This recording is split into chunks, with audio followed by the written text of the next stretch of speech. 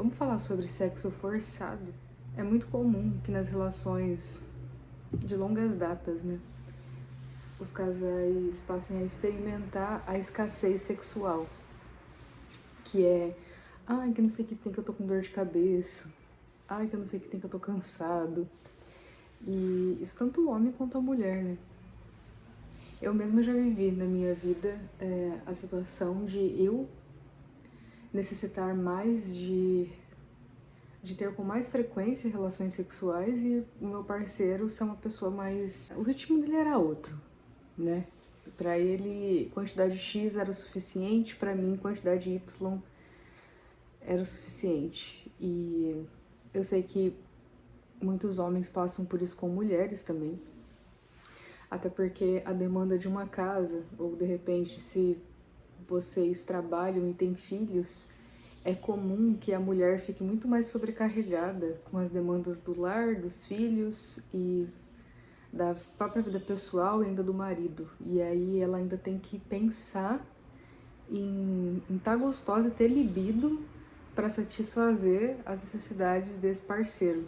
Também acontece que ao longo da relação, quanto mais intimidade você vai construindo com a pessoa que está do seu lado, mais familiar aquilo vai se tornando. Então é comum que aquele desejo, aquela empolgação, aquela paixão do início da relação vá se esfriando e aí escassez sexual. É você querendo sexo, é você querendo sentir novamente aquela sensação de tesão e não encontrando, se frustrando ali ao lado da sua companheira ou do seu companheiro. É aí que entra o tal do sexo forçado em muitas das relações, que é você transar para cumprir uma função e não porque você verdadeiramente quer aquilo.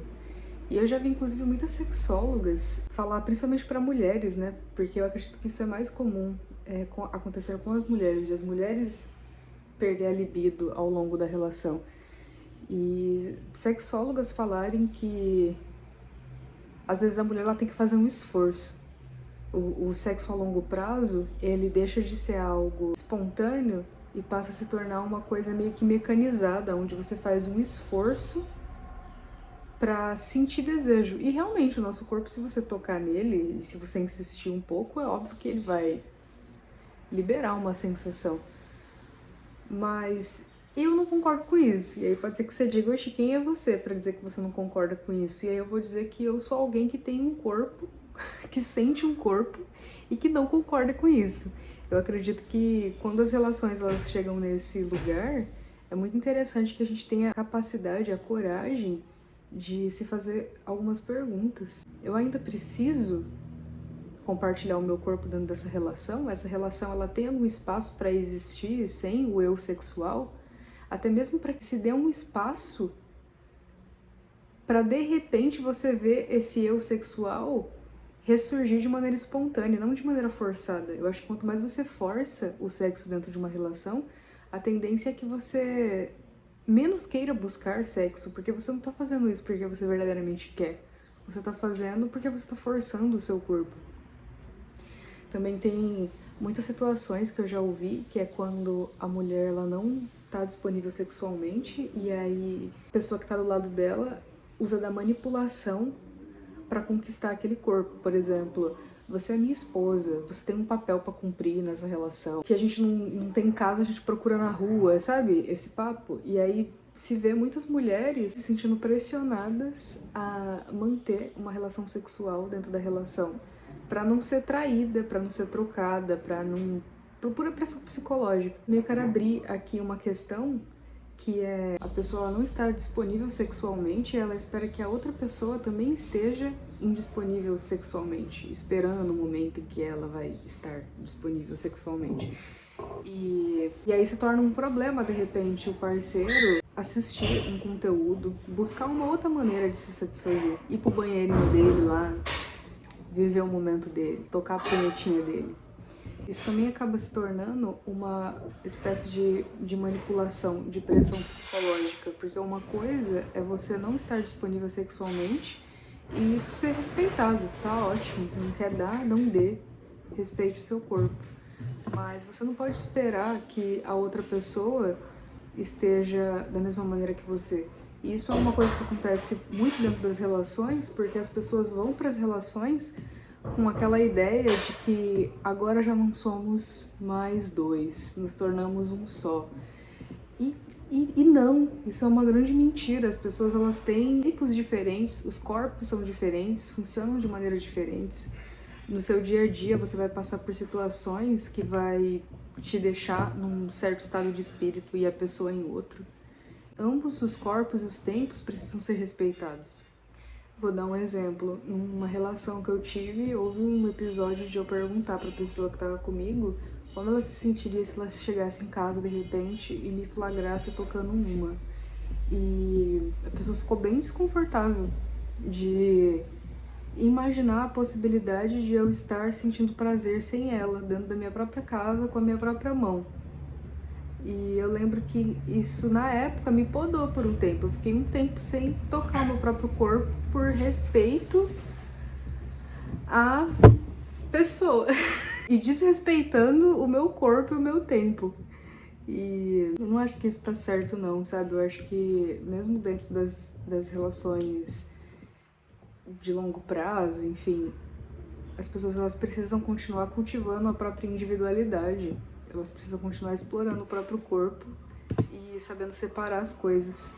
O sexo, se ele não é espontâneo, ele é o quê? Antes de a gente sair exigindo pra nossa parceira, por exemplo, que ela esteja disponível sexualmente, só porque ela é a sua esposa, acho que é interessante se questionar se eu tô cultivando bem esse aspecto, eu tô cultivando o tesão da minha esposa. E como eu posso cultivar isso? Será que ela tá cansada? Será que ela tá sobrecarregada? Será que ela broxou de mim? Porque às vezes ela broxou, às vezes ela não sente mais nem um pingo de tesão em você. De ficar lavando suas cuecas, de ficar limpando sua sujeira, de ficar te tratando que nem filho, porque você demanda como um filho. Às vezes ela tá broxada mesmo. E é interessante se fazer essa questão. E a mesma coisa, a esposa, né? Tipo, será que meu marido já não sente mais tesão em mim? Será que ele tá cansado? Será que ele tá muito preocupado com alguma coisa e tá carregando tudo sozinho nas costas? Será que ele broxou? Será que o ritmo dele só é diferente? E se o ritmo de vocês são diferentes, como que a sexualidade de vocês pode continuar existindo? Vocês têm liberdade para explorar os corpos sozinhos, se for o caso? Ou se, de repente, a sexualidade realmente acabou, a sexualidade de vocês como casal? Existe espaço para essa relação existir? Porque eu não acho que o negócio também é descartar a pessoa. Tipo, ai, não sinto mais desejo sexual por essa pessoa, então agora eu vou descartar e eu vou procurar outra. Tem como ter uma conversa madura nesse sentido? De como a gente pode reestabelecer acordos, construir novos acordos para que eu volte a me sentir tesuda, você volte a se sentir tesudo, você viva a sua sexualidade com autonomia, liberdade, espontaneidade, eu vivo a minha e ambos possamos continuar vivendo aí a nossa vida com tesão.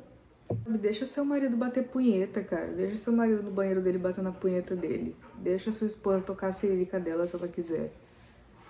Sair com as amigas. De repente se inscrever lá no curso tântrico que ela tem curiosidade de viver e ver. Se inscreve junto com ela, sabe?